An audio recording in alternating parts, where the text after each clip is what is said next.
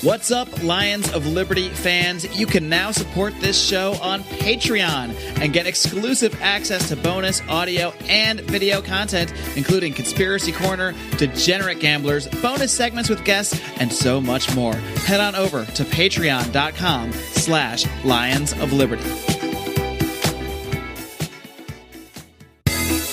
Welcome to Electric Libertyland, here on the Lions of Liberty podcast, your weekly shot of culture, comedy, and liberty with your host, Brian McWilliams. Oh, yeah, who loves the sun?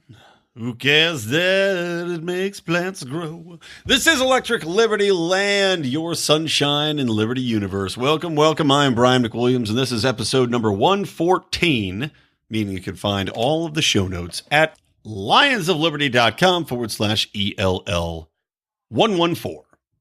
And by the way, if you did not catch it, some of you might have been caught by surprise, but I highly recommend that you do check out the first episode of Do Nothing Man, which I ran last Tuesday to give you a sneak preview of the show that I'm going to be doing probably once every couple weeks for people that are our Patreon supporters, our Lions Pride, as we like to call them.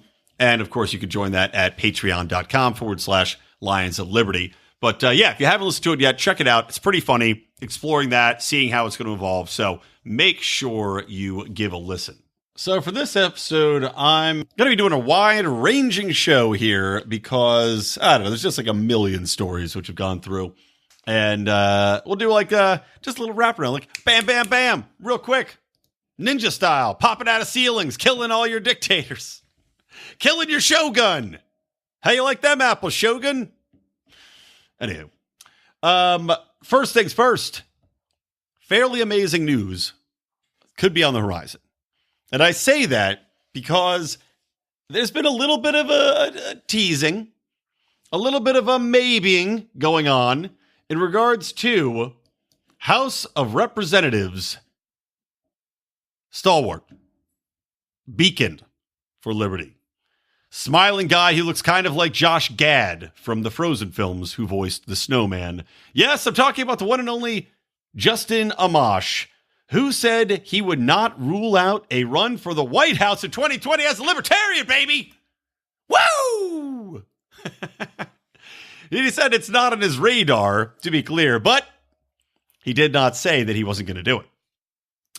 To use the exact quote, he says, "I would never rule anything out," on State of the Union, the CNN show, which I guess is kind of one of the better ones. I don't know. I don't watch any of that crap. But he said this exact thing.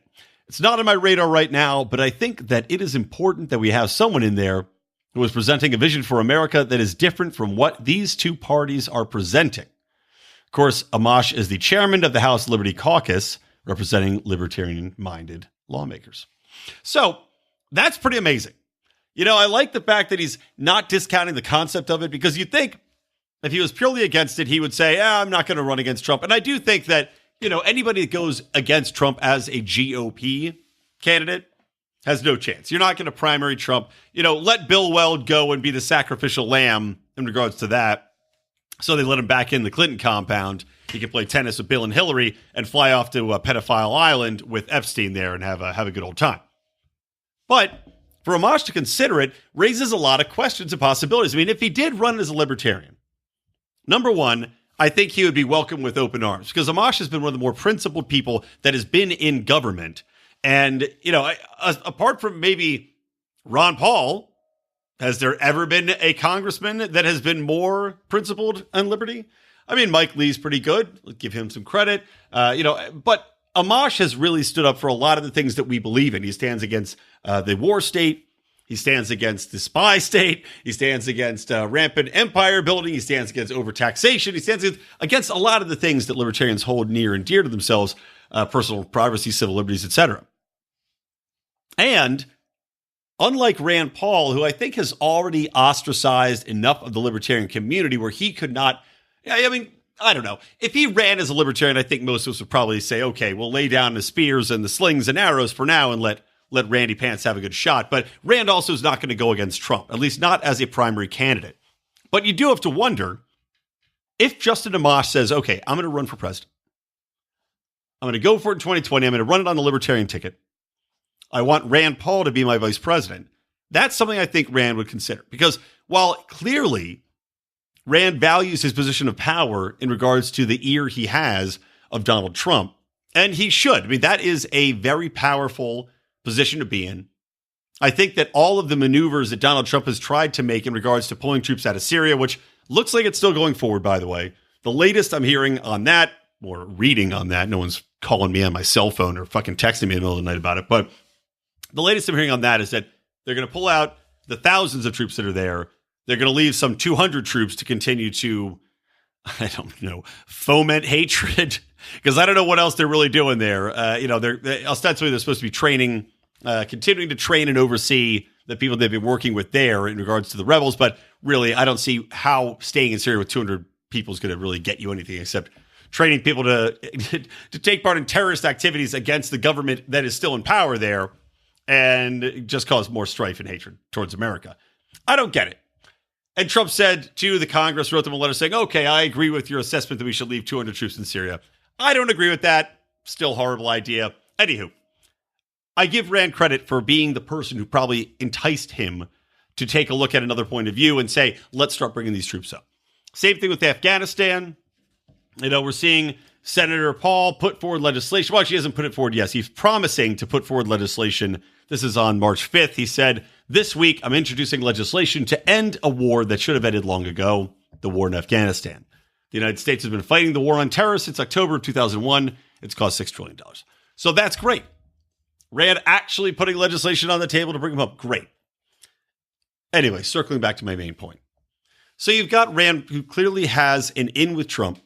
Trump values his opinion, his point of view. So he's not going to go and run against Trump. It doesn't make sense for him. Number one, he already did it once, and it did not go well. Trump's witty barbs about his pubic-looking hair wig did not took Rand out of the race. Did not go over well. He plummeted in the polls as soon as Trump entered the race. So it doesn't make sense for him to run again.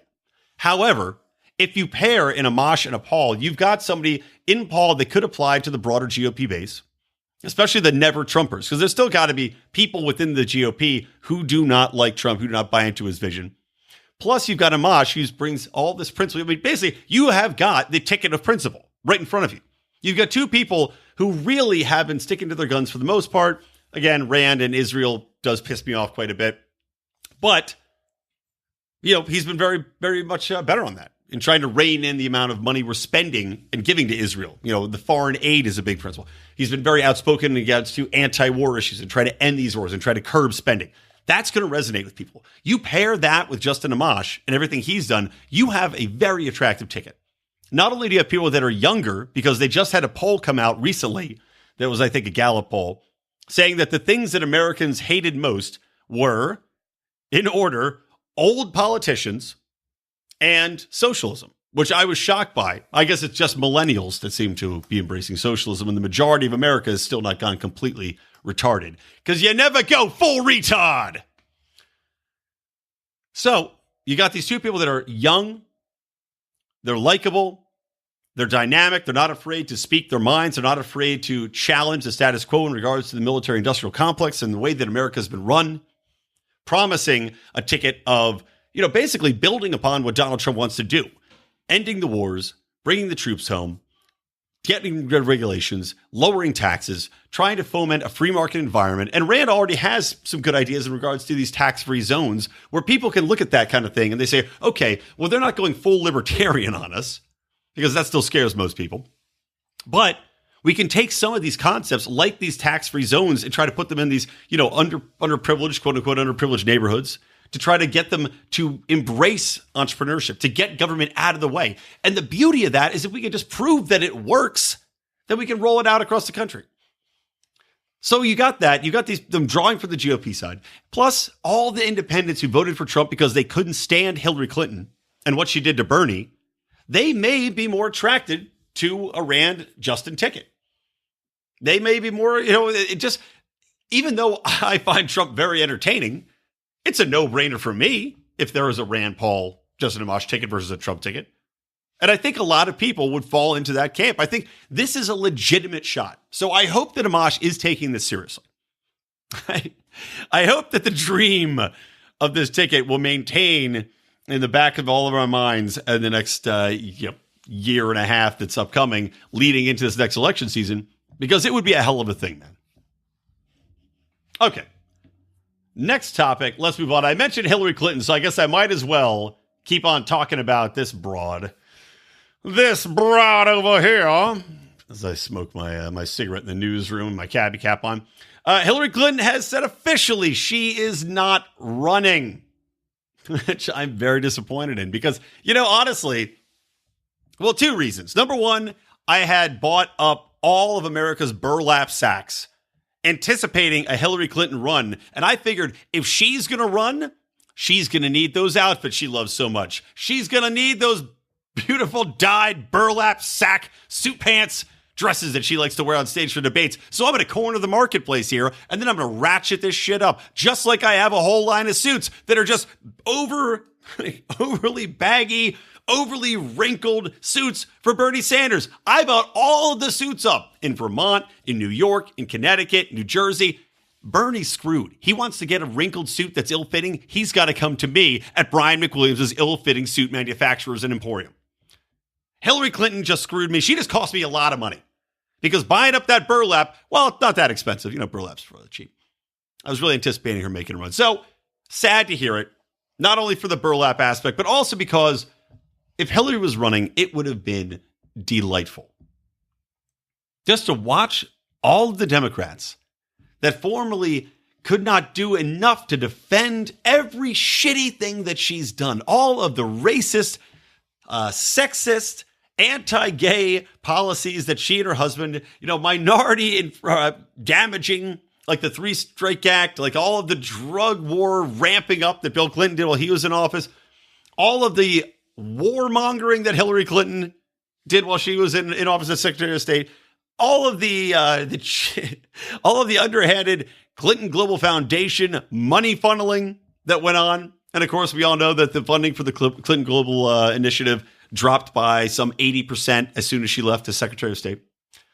So it would have been fantastic to see her come under fire from all those sniper bullets, from all these progressives that are running in the race, that will jump on every possible progressive, idiotic socialist platform that's introduced.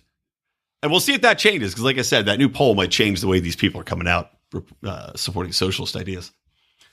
But you would then see what Donald Trump actually promised. Lock her up. That's where you might see the Democrats coming up and start cheering lock her up. At the next Bernie rally, you're not telling me that you wouldn't see some lock me up chants if Hillary Clinton was still in the race? Try to get her out of there for what she did to Bernie behind the scenes?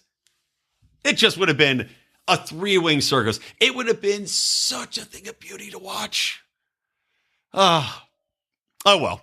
We'll just have to make do with what we got here, people. But the good news is, at least, I'm sure these debates are going to start soon. And, if you were listening along, we did a lot of live tweeting of the debates. I made drinking games specific for each debate. We're going to start doing more of that again because that's just a damn good time. But rest in peace, President Hillary Clinton. We hardly knew ye. Or I guess, really, we knew you too well. Too well to let you run again. Too funny, though. Let's move on.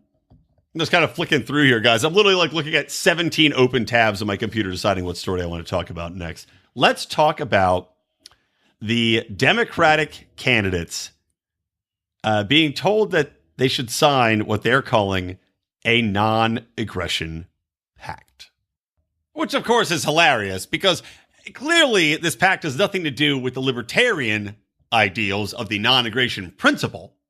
No, this is a non-aggression pact because God forbid the Democrats even consider anything non-aggression. I mean, the Democratic platform, and every government platform really, but especially the Democratic platform is based upon aggression.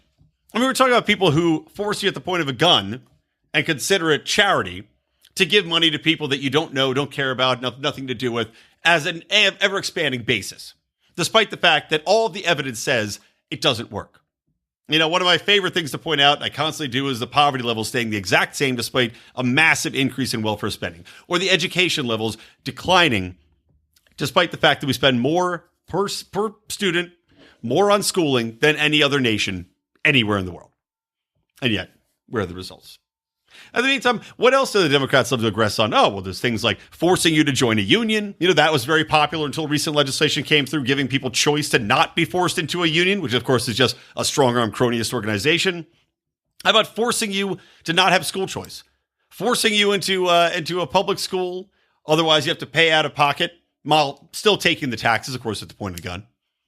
I mean, here in California, they're pushing to pull back even the amount of charter schools that we have. They're fighting tooth and nail against the voucher system to give students choice, even though they see that this actually helps the state of education.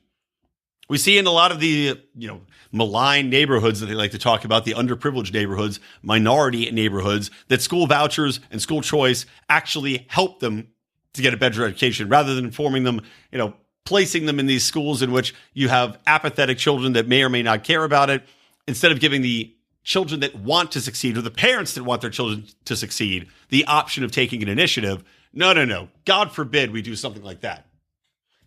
How about segregation?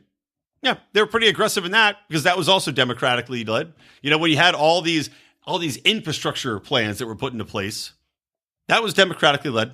And you know what ended up happening? They ended up segregating neighborhoods that were already integrated, creating the ghettos that we see today that foster even more division and even more segregation within populations. That was all the Democrats too. But no, none of that is targeted at stemming that type of government-led aggression. What they actually are talking about doing, and Democratic Party chairs in the 4 early presidential states are talking, they're trying to convince these candidates not to wage social media war or quote-unquote disinformation warfare against each other. Here's the letter that they sent out, and this is published in Politico. We would like your support in recommending the ASDC, the Association of State Democratic Committees, work towards developing a collaborative approach to battling disinformation, illicit campaign tactics, bots, troll farms, fake accounts, altered text, audio and video, any inauthentic speech in our presidential primary process, wrote the 4 chairs. So they want them to sign a pact basically saying that they're going to be nice and they're not going to play dirty when they're going out there, despite the fact that, number one, we all know that politics is a dirty game to begin with. And saying something like this is not going to actually work because they're going to have pacts that do their own thing, even if they pretend to do this, whatever this pact is laying out, and stay on the straight and narrow. We know that behind the scenes, there's going to be shady dealings going on. I mean, Christ, we even saw that with the last libertarian presidential election, just within the own party, you see all these dirty tricks going on behind the scenes. Judd Weiss was talking about that. Just shady backstabbing, So anyway, point being, no matter what they say, it's still going to happen. And also, I just can't get beyond the irony of them saying this after they've been, literally, look at the entire tenure of Donald Trump's presidency. You are seeing the most nonstop dirty acts of political aggression that I have ever witnessed. I mean, I was going to wait until after the jump to talk about the Cohen stuff, but, I'll just bring it up because I don't want to go deep into it. I feel like it's been talked over. I also feel like there's nothing there.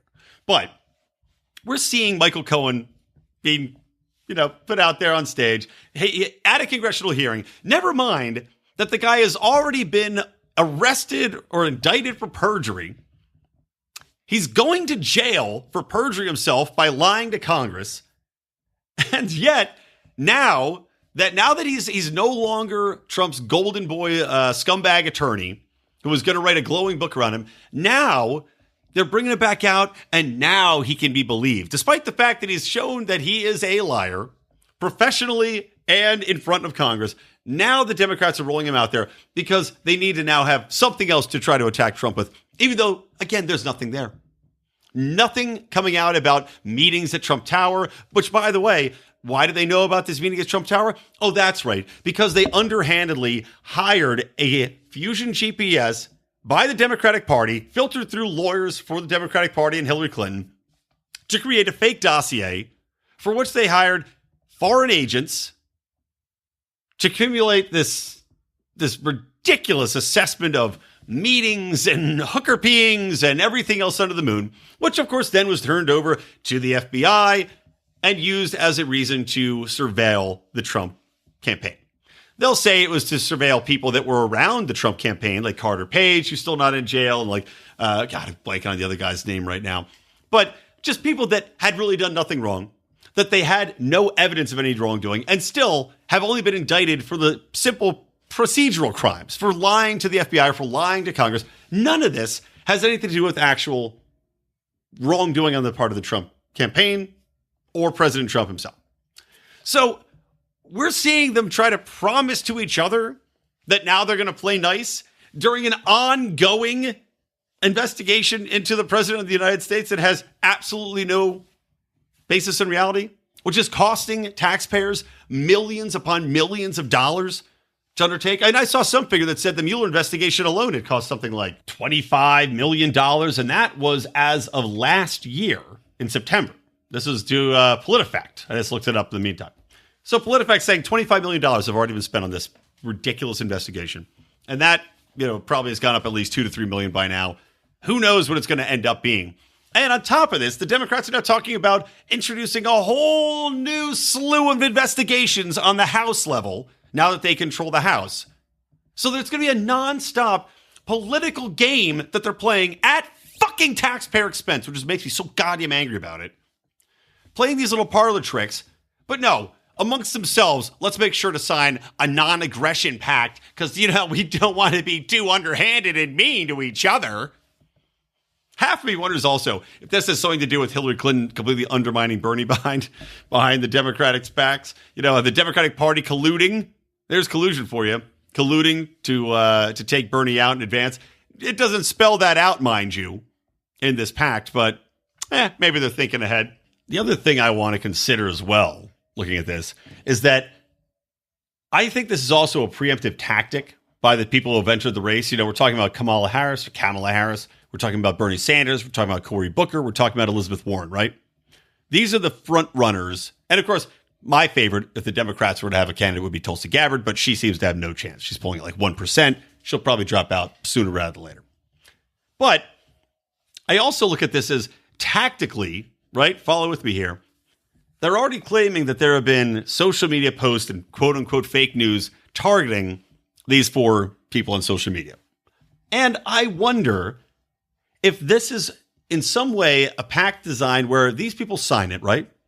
And then they can say, well, none of us are doing any of these attacks on each other. So clearly it can't be anybody on the Democratic side. So it must be coming from, you guessed it, from Russia to help Donald Trump. I mean, this is basically, they're trying to give themselves, if I'm right anyway, and maybe they're not this clever, but by signing this pact, they're giving themselves a get out of jail free card. Any sort of slander, any sort of news that breaks online on social media that's unfavorable, they can claim is fake news that's being targeted at them and being fostered by these Russian troll farms in order to help Trump get an advantage or to turn the Democrats against each other in what would be a very clean campaign if they all had their way. And like I said, if they're doing that, very clever. And they can also, now that the front four are out there, they can also use this as a cudgel to attack any other people that come into the race by blaming them if social media posts come up or if they don't follow the same pact. Who knows if they'll even allow them to sign it? So you've got them basically cementing their positions and building a little, I'd say boys only club, but of course it's boys and girls. But, it's like a little country club that they're creating just for the front-running Democrats in order to try to keep other people out and to give them ammunition to attack those people should anything pop up. Doesn't have to be any evidence towards it. But if anything does pop up that happens to be a negative Facebook ad, a negative Twitter posting, any sort of fake news sites that pop up, well, they can just blame the other Democrats that are running and saying they're trying to take them down because they just don't have the numbers. How dare they? So we'll see if that actually happens to be any sort of stratagem that the Democrats are rolling out. All right, let's take a break. Be right back. We don't rise to the level of our expectations. We fall to the level of our training. Those epic words from Archilochus can sum up your ability to succeed or fail in business. I want to recommend Conversation Mat Time to our listeners as a way to hone your one-on-one conversation skills in a role-playing session that can help take you to the next level.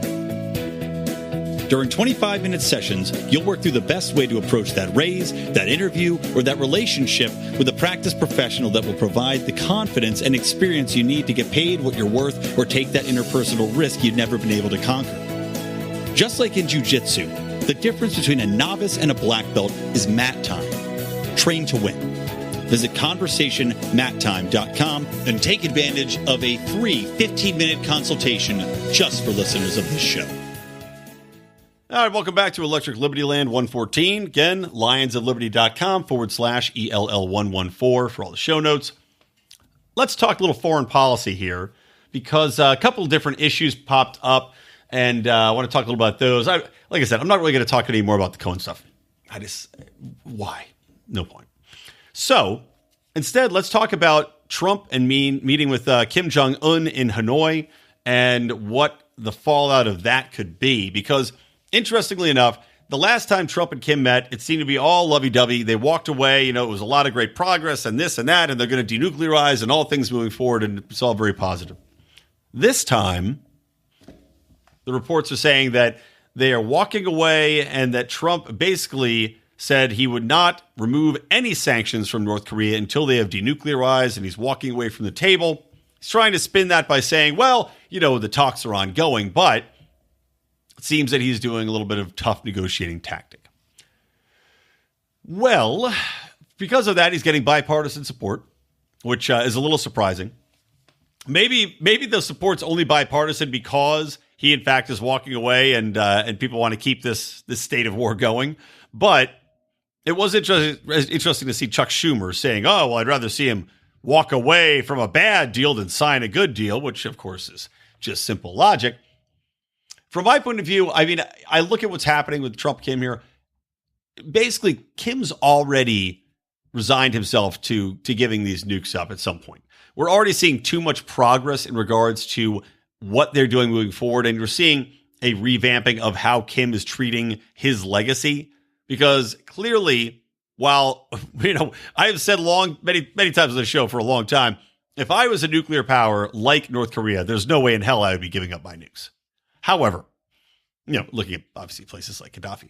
But in light of all of the economic factors at play here, in light of North Korea's ability to still just obliterate South Korea without using any sort of nuclear armament, by the way, just simple stationary guns in mountains, which is what they have got set up there, they can just shell Seoul to the ground. So considering that, I think that at this point, Donald Trump's tactics is probably right. He knows that Kim Jong-un wants to get this moving. He wants to get this done. He wants to bring North Korea into the modern century. He wants to continue to foster trade with South Korea. He wants to continue to broaden what his country can achieve under his rule. And I think that Kim probably saw the writing on the wall despite all of his horrible tactics. And he is an atrocious human being, by the way. Don't get me wrong. The man is a pure monster. But he's seeing that he reached a point where social media was coming too strong. The proliferation of media elements, like all of the, they credit South Korean soap operas, and I believe it, and other TV shows for creating a lot of the unrest within North Korea because they're seeing all of the lies of the North Korean government fall apart. The fact that they're saying, oh, we have it so good and they have it so bad and America's the devil and all this, that falls to pieces when you see Americans and South Koreans interacting. You see the largesse of the society. You see how wealthy they are. They see how tall they are because they actually have proper nutrition. And if you're not familiar with this factoid, South Koreans are something like 8 inches taller than North Koreans just because they have access to better food and better nutrition. So Kim Jong-un sees the writing on the wall. And Trump, I think, realizes this at this point. So he's not going to give them any sanction relief. He's going to say, I'm going to be tough on them. I already dangled the carrot. Now I'm going to whack him with the stick a few times. In the meantime, South Korea is still pushing for this relationship to go forward. So despite the fact that Kim Jong-un met allegedly with Russia, either way, I think Russia is also going to say, you need to get rid of your nukes. Because look, no matter what, when you have nuclear weapons, you don't want anybody else to have nuclear weapons. So Russia's going to still pressure North Korea to get rid of nuclear weapons regardless of who they're talking to.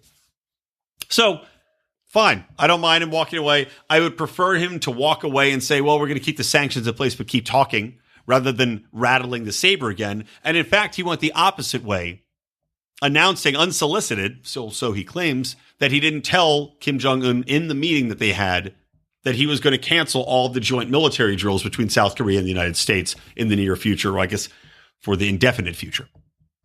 And that, again, shows you the negotiating tactics he's taking. He cracks him in the head with a stick, and then he says, but, hey, let me rub a little salve on that boo-boo I just gave you.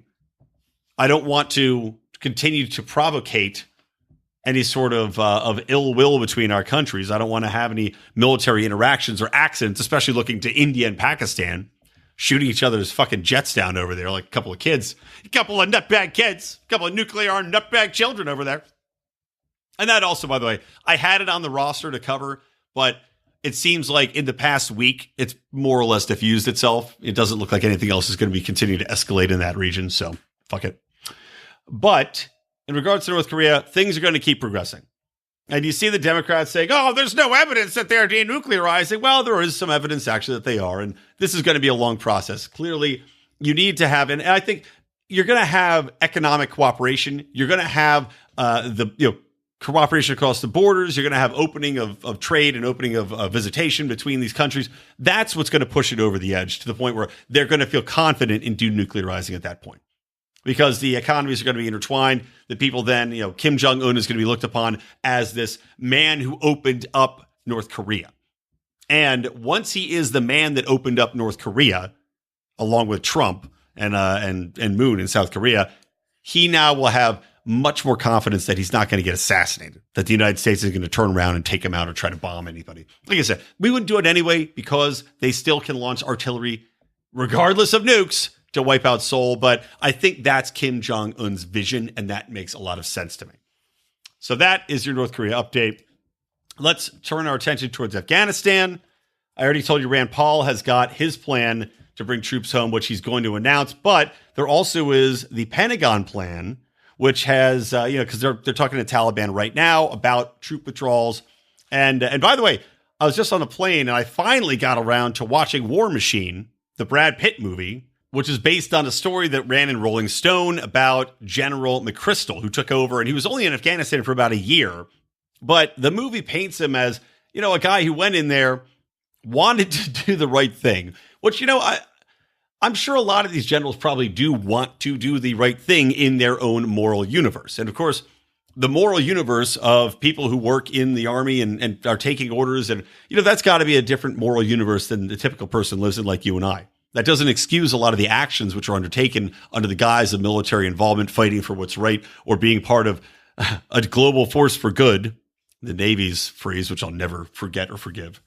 But within the moral universe, he seemed to be a man who actually wanted to help more than hurt, who didn't want to throw people into Afghanistan willy-nilly, who actually cared for his troops, and also, above all, did actually care about Afghani people and trying to keep civilian casualties to a bare minimum at all costs. Unfortunately, it didn't work out. What ended up happening, of course, is you go in there and he sees the situation as it is. And years ago, we were hearing these rumors of people, and I think he was there from 2009 to 2010, by the way. So before our podcast was going. But, he had a very frank assessment. He goes, we're doing this insurgent combat here. And he goes, but the insurgents, he did this, there was one part of the movie where he did this math on a chalkboard. And he goes, here's the insurgent math. You kill one insurgent, let's say he goes, you have 10 insurgents, right? You kill 2 of them. So how many insurgents do you have? Right? That would be 8. He goes, but that's not the way it works, because you kill these 2 insurgents. They now have friends and relatives that might have been on the fence about whether or not they want to fight the U.S. military occupying their country. Now, they just want to kill you. So instead of having 8 insurgents, now you have 20 insurgents. And that was very observant. Now, his plan was to go in and continue to fight and continue to militaristically take over this country, which, of course, made no sense. And he had been the reason that America pushed to get 30,000 more troops in Afghanistan, along with 10,000 from our allies. And he went around the country or to other countries campaigning throughout the European theater. But eventually got his 10,000 troops, by the way, from France and Germany. But point being, he was responsible for getting more troops in Afghanistan because he had this grand plan to make a push to take back this idiotic region that was hardly sparsely populated and to win the people over. And he wanted to have this grand plan in place. But in the meantime, he also undermined Obama because Obama basically ignored him while he was there. So he undermined him by talking to this journalist. He undermined him by doing an interview. I think it actually might have been with CBS's Laura Logan. I have to fact check that. But basically just coming out and saying that, this is a quagmire. We're fighting these people and half of them don't want to be saved. And this is almost like an unwinnable war. And within a year, he was out. Replaced by someone else that's going to go in there. And of course, this is 10 years ago now. Well, this is 9 years ago now. We've been there for 18 years. It's still ongoing.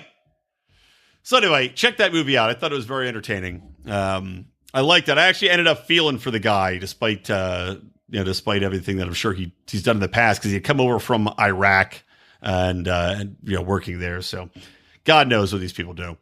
Anyway, long tangent to get back to the story about the Pentagon plan to pull U.S. troops out. So, ongoing negotiations with the Taliban. And the plan is to pull U.S. troops out within 5 years. And right now, there's something like 14,000 troops in Afghanistan. They want to have half the troops leave within a matter of months. Great. Unfortunately, they want to have the other half stay as long as 5 years. And of course, as we've seen in the past, having troops stay over the next 5 years, what do we think is going to happen? Well, here's a guess, right? If we don't pull all the troops out now and just give the country back and say, look, your country, your problems, which by the way should be our fucking philosophy dealing with every country. Your country, your problems. But let's say we leave these 7,000 troops here. What do you think is going to happen? Well, there's still going to be some Al-Qaeda there. Maybe they're going to get some more territories back. Maybe they're going to start growing in numbers and size. Maybe they start getting a little bit more bold because we have the troops pulled out there. We now have less people in the areas, which, by the way, we're still hated in Afghanistan. Absolutely hated. The troops that are there tell you that all of the soldiers that have guns, they just give up. As soon as the U.S. pulls out, the police forces that they trained in these regions that are either taken over by Al-Qaeda again or the Taliban instantly, they don't fight back. They don't try to maintain peace. They don't fight against these mini warlords or these terrorists, as we would term them, these insurgents. No, they just say, look, man, I don't want to die. I'm raising a family here. Don't worry. You let me go, I let you go. Just we'll pretend none of us have any guns. So of course they take these regions back. And once that happens, the United States is going to go, well, we're losing all the land that we took back and the Taliban. So you're going to have the troops go, okay, well, we got to send troops back in there again. Fuck this peace negotiation. We're going to go back in there. We're going to keep fighting for another 18 fucking years. I guarantee you that's what's going to happen. I guarantee you, by leaving half the troops there. It doesn't make any sense whatsoever to do it. So anyway, that's a clear prediction. And unless we see Rand Paul's bill that he's putting forth, which, I don't know the details of it yet. I wish I did on the show, but it's just not out yet. But we'll see what he has proposed because it's got to be better than the Pentagon plan. And one thing that I had read from it is that he wants to say that we will declare victory in Afghanistan and that every veteran would get a $2,500 bonus once the war is over. Can't say I'm a fan of that considering how much money was spent on the war. But I guess if that's going to be the thing that ends the war, then I guess you say, okay, what does it cost as far as how many trillions of dollars we've spent in this war versus a one-time payout to end it, to give the GOP, to give all the senators voting on this bill some cover, to say, well, we're doing it to take care of the troops. And, we feel like we did our job over there. And it's peace. And we're rewarding all these people for their hard work and their blood and sweat and tears in this absolutely meaningless war halfway across the world that has nothing to do with America.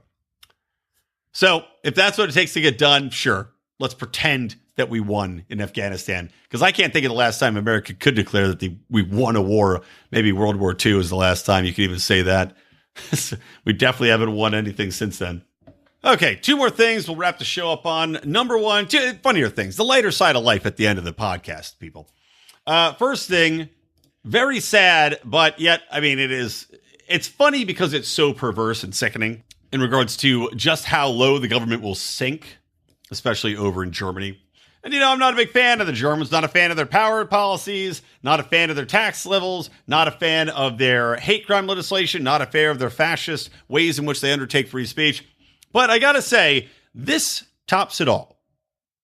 Because a German town sold a family's pug on eBay to cover unpaid taxes. Yes, they sold their pug. They went to their house, searched the house for valuables, and found out that this was a hybrid pug. So they stole it and sold it on eBay. I emphasize stole because, as we know, taxation is theft. But to steal someone's goddamn dog from them and sell it because of a tax burden? That is sick. So, long story short, what ended up happening is these people had a tax debt, and I'm trying to find how deep the debt was, and I can't find it. I'm looking at the story on the Daily Beast right now. But they went in there, they said they sold the dog for $854 online. And they say, well, this is a perfectly legal seizure. It only happens after the non-essential household goods have been taken. So they looked around for all of the other paintings and whatever else. And again, I really wish I knew how much these people owed. Because if it's something like $1,000 and they stole their pug, I'll be very upset. Well, more upset than I already am. But apparently also part of the story, they had seized the family pet. They looked around. They wanted to take the wheelchair of a disabled resident who lived there. But instead, they decided, well, instead of stealing the wheelchair from the disabled person, we're just going to take their dog. And so they'd allegedly pay the debts to the town, including a dog tax. So these Germans, that German sense of humor and the irony. But this just shows you, we're talking about inhuman acts. And we're talking about, harking back to this non-aggression pact that Democrats signed. If there was a non-aggression principle pact that we could get these people to sign, including the German government, none of this would happen. Because this is a level of sickness where anything is justified. Just like we're looking at the late-term abortion sickness that has overtaken people where anything's justified to them because it's under the guise of the greater good. We got to protect all women's rights, so now we can murder babies. We have to protect the rights of the town and the greater good. We have to have our education systems in place, so now we have to take your dog and we're going to sell it to somebody else. This dog that you've loved for God knows how long. We're going to take that, sell it online, because that $900 is clearly so vital to the town that it's worth destroying people's... look, you think I'm exaggerating when I say destroying people's lives. Trust me, if somebody came in here and took my dogs away and sold them to somebody else right now, my life would be destroyed. At least, I'd say, for a year.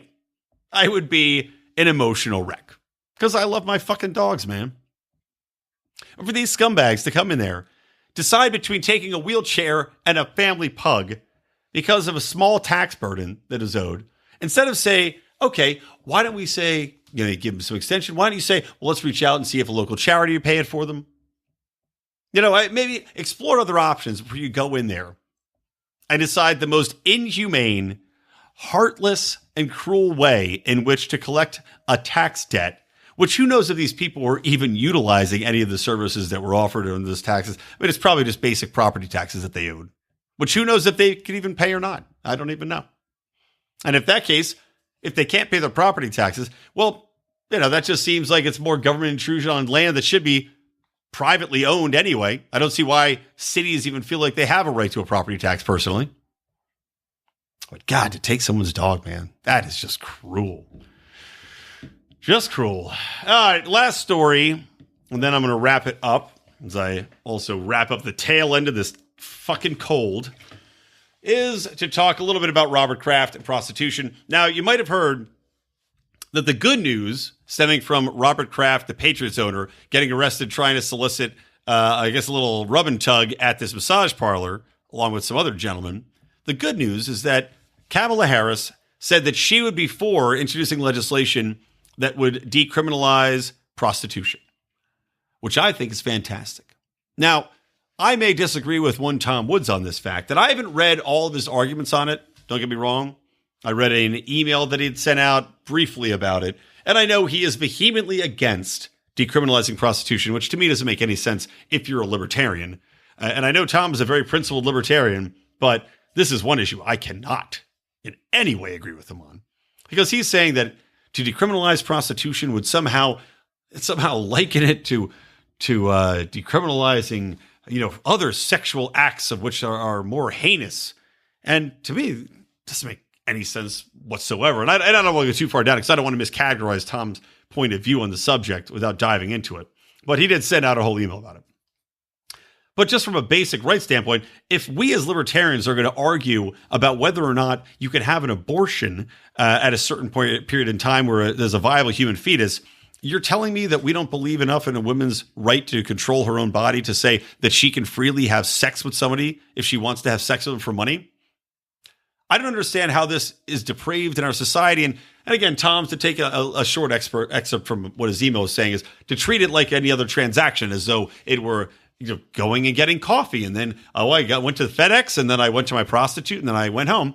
He's somehow saying that this is like an indicator of a breakdown in society to normalize these things, where other societies already have these things, and they seem to be functioning just fine.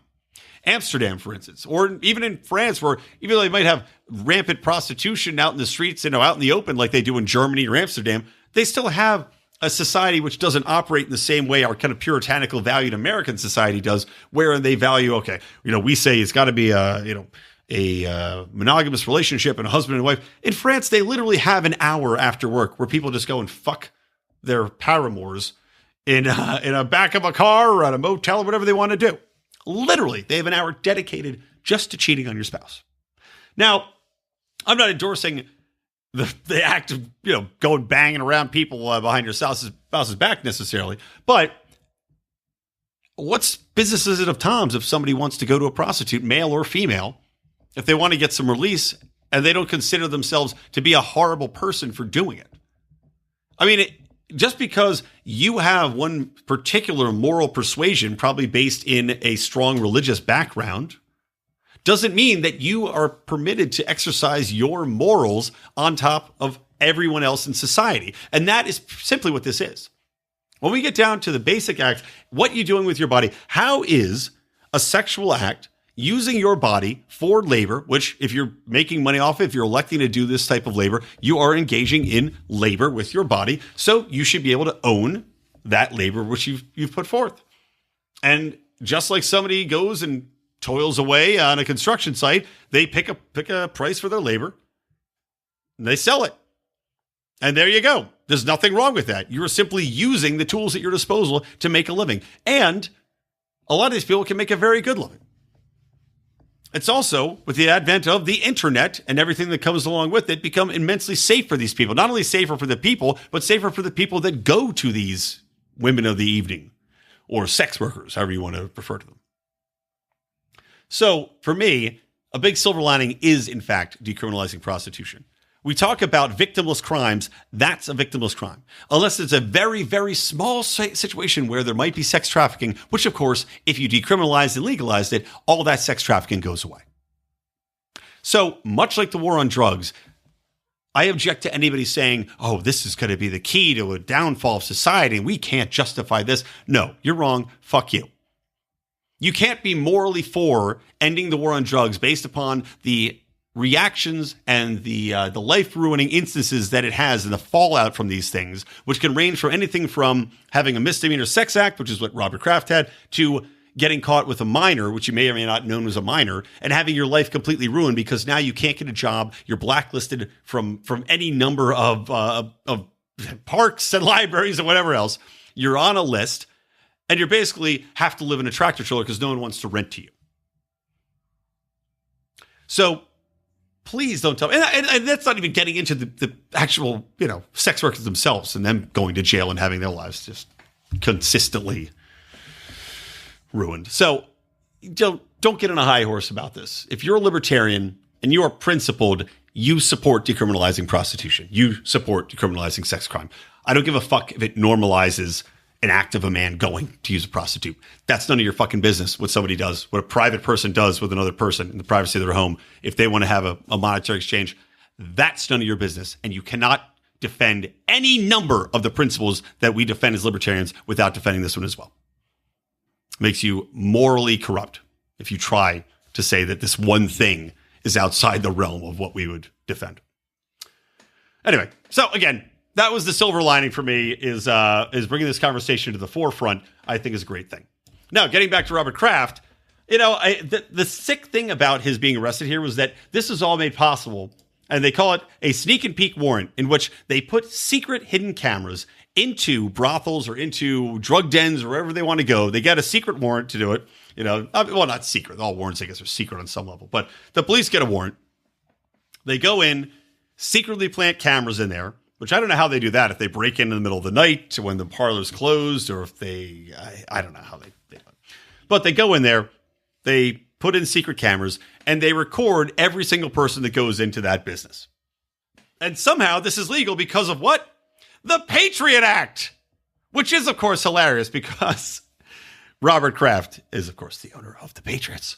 Not only is it hilarious because the Patriot Act enabled sneak and peek camera system, which is, of course, complete horseshit and an invasion of basic rights, enabled by George W. Bush and the rest of the congressional pieces of shit after 9/11. But not only is it hilarious because it's the Patriot Act catching the Patriots owner, but because if you're not a big football fan, you may not know that the Patriots are notorious for spying on other teams without their knowledge to gain advantages in the football games that they play. In fact, they spied upon my very own Philadelphia Eagles, and that definitely contributed to the loss in the Super Bowl back in, God, I can't remember what it was, 2013. So another level of hilarity is Robert Kraft of the Patriots getting caught with secret cameras. The irony is thick, my friends, but it doesn't mean that it's okay that it happened. So we'll see. Maybe Robert Kraft's high-profile case will shine another light. We'll get another silver lining out of this, in which his lawyers will go after the abuses of this sneak and peek warrant, which is supposed to be designed to monitor terrorists, which, of course, now has been rolled out towards anything that they feel like using it on, like everything else in the Patriot Act.